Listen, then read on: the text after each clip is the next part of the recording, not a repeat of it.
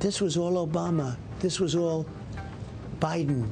These people were corrupt. It's one of the worst things ever to befall this country in terms of political scandal. Some terrible things happened, and it should never be allowed to happen in our country again.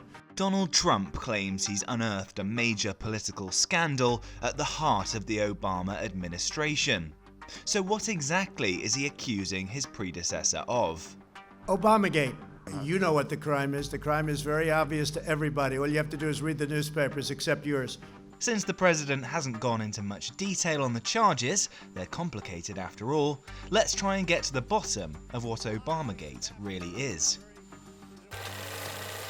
Trump has long pushed the theory that a cabal of top US intelligence officials working for Barack Obama tried to derail his presidential bid in 2016. Their strategy, he argues, was to undermine the Trump campaign by pursuing bogus legal cases against his political allies.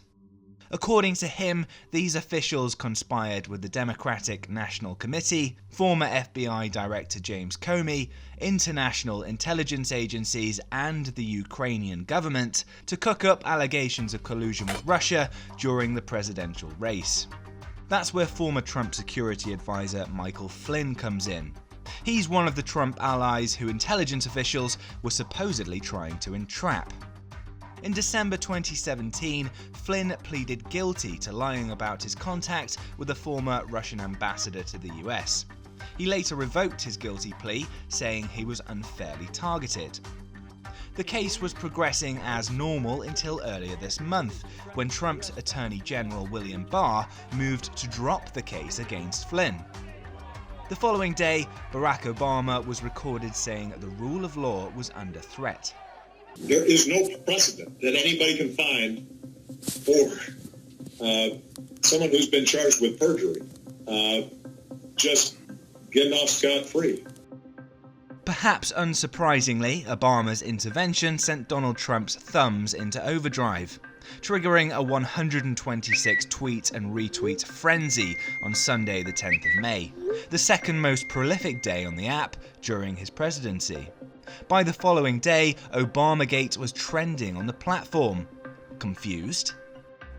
The alleged crime committed by Obama and his officials relates to the unmasking of Michael Flynn shortly before he was questioned by the FBI. Sounds interesting, but what does it mean? There was an ongoing investigation at the time looking into whether Trump associates were involved in conversations with the Russians that had to do with meddling in the election. The Russian ambassador was under surveillance by US intelligence during the election in 2016, so they listened in on his calls. Any US citizen at the other end of the line has their identity masked to protect their privacy. Unless, of course, they might be relevant to the investigation. In that case, unmasking is pretty routine.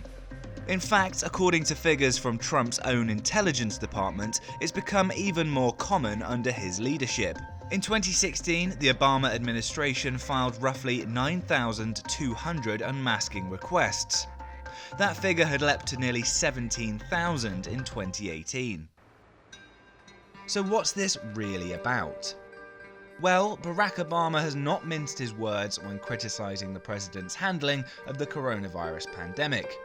More than anything, this pandemic has finally torn back the curtain on the idea that so many of the folks in charge know what they're doing. A lot of them aren't even pretending to be in charge.